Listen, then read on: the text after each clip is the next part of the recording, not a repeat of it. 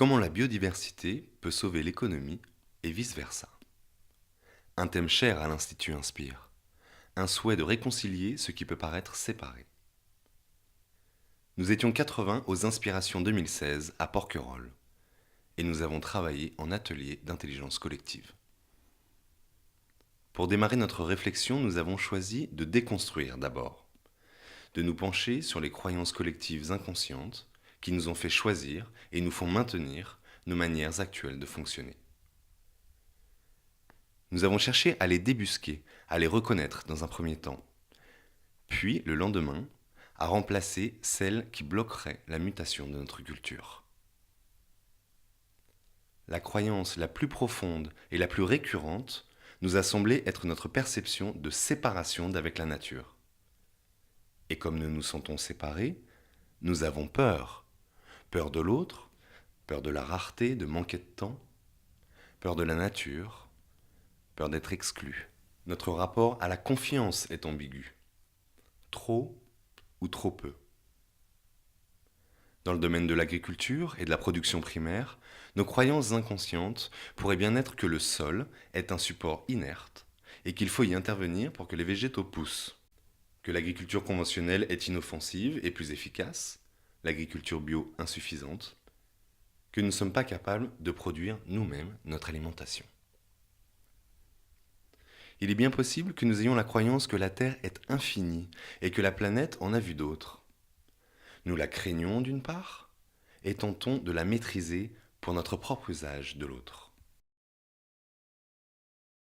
La gouvernance des territoires et l'exercice de la citoyenneté nous échappent. Nous nous sentons incompétents, peu concernés, pris en tenaille entre l'envie de croire que les élus savent mieux que nous et celle de penser qu'ils ne sont pas honnêtes. Nous oscillons entre autruchisme et colibrisme. En matière de création de richesses, la compétition nous semble plus efficace que la coopération. Notre perception est que la richesse apporte sécurité, bonheur et reconnaissance sociale. Peut-être est-il d'ailleurs trop tard pour changer. Et comme l'économie et l'emploi tournent grâce à la consommation, autant acheter en quantité, ça coûte moins cher. Quand j'achète mon alimentation au supermarché, c'est nutritionnellement bon, c'est propre et c'est facile. Et comme l'administration est intègre, personne n'oserait nous empoisonner. Lorsque je jette des surplus, ils sont pris en charge et ne polluent pas. Voilà toutes les croyances qui nous semblaient fonder nos manières de vivre.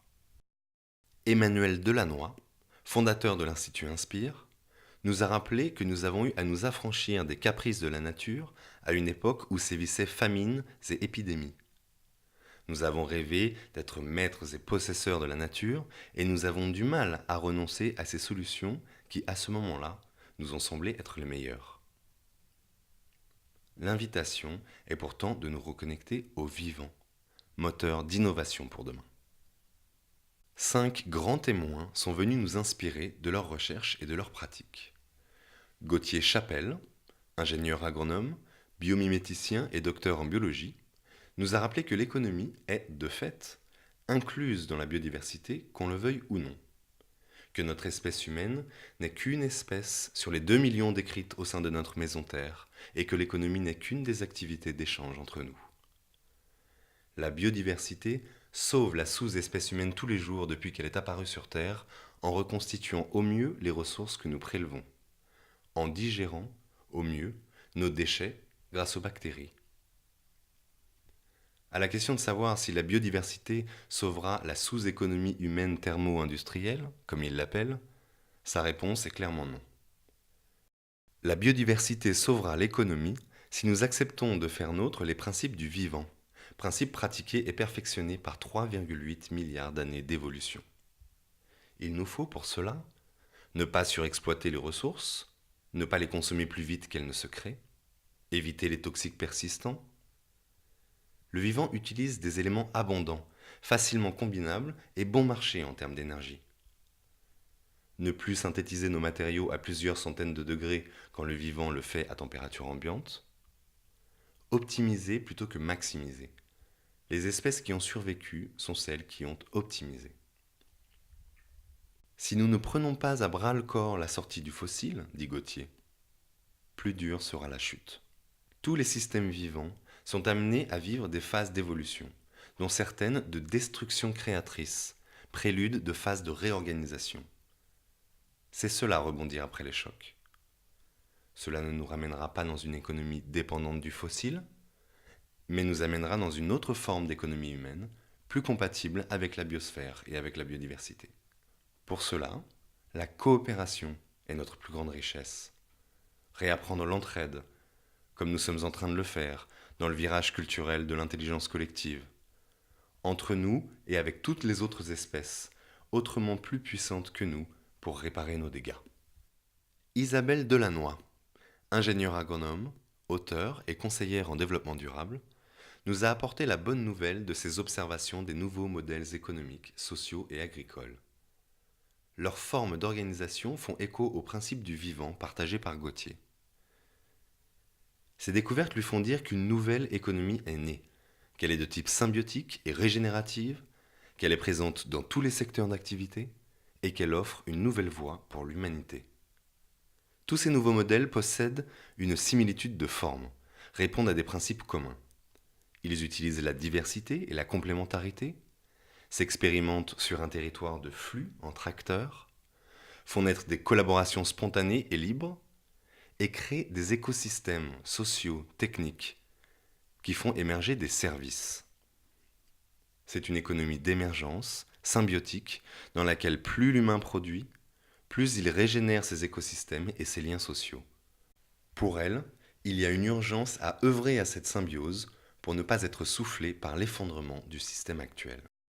Rodrigue Coutouli, historien, géographe, forestier et responsable d'établissements publics d'éducation, estime que le changement ne s'invitera vraiment que par le biais d'inventions de politiques publiques. Sa proposition est de nature fiscale, comme l'avait été la TVA. Il nous a présenté son projet de contribution incitative qui prévoirait des prélèvements de microtaxes réinvestis dans les communautés pour changer les comportements. Lors de la vente d'un terrain, par exemple, il pourrait exister une obligation de publication de l'état du sol avec des frais notariaux et des taxes foncières modulées en fonction de celui-ci. Il propose également des aides aux propriétaires engagés dans son amélioration. Jean-Michel Salle, directeur de recherche au CNRS, s'est interrogé sur la question de savoir si la préservation de la biodiversité était porteuse d'emplois. Oui, mais c'est aussi une contrainte. Les politiques sont sensibles aux craintes exprimées par les industriels et les médias. Une bonne part des emplois créés pour la préservation de la biodiversité passe par une initiative publique et entraîne la disparition d'emplois dans le privé. Certaines activités deviennent interdites et risquent d'être délocalisées dans des pays moins regardants. Produire plus cher pour des raisons de protection de la biodiversité peut aussi entraîner une perte de compétitivité.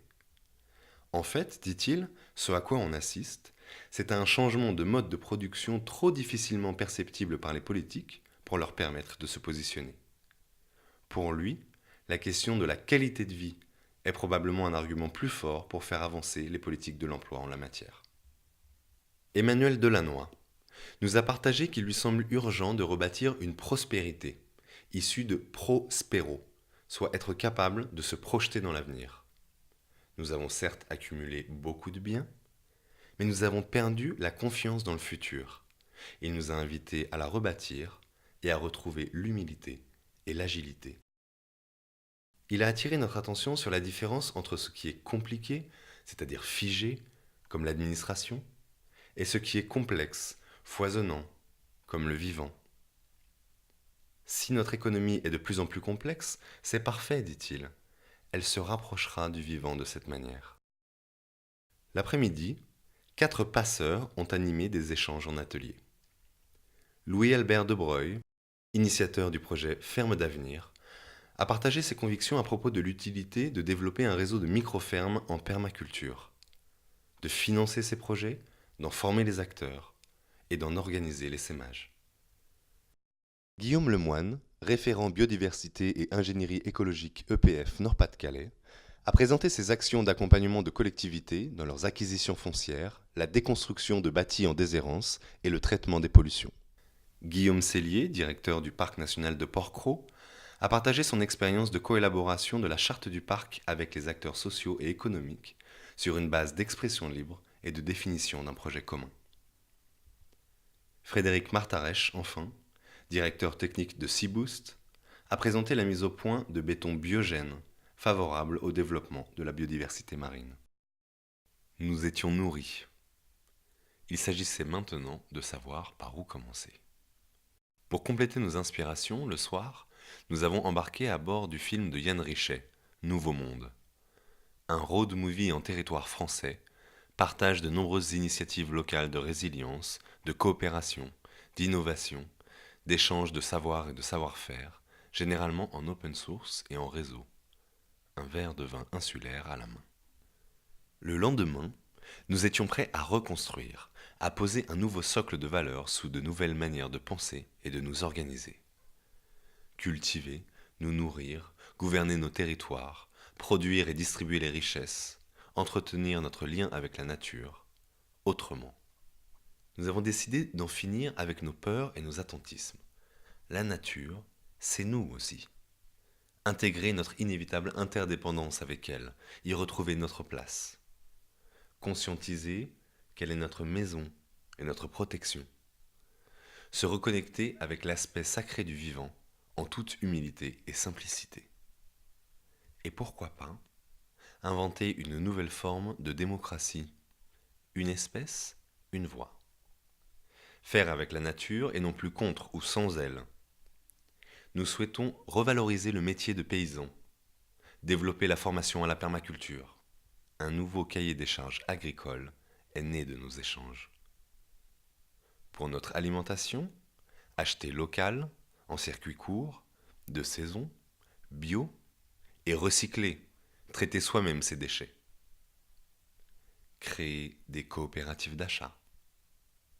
D'une manière générale, faire ensemble, développer l'éducation et la connaissance de nos liens à la terre et aux autres pour ne plus avoir peur, rapprocher la permaculture de la ville.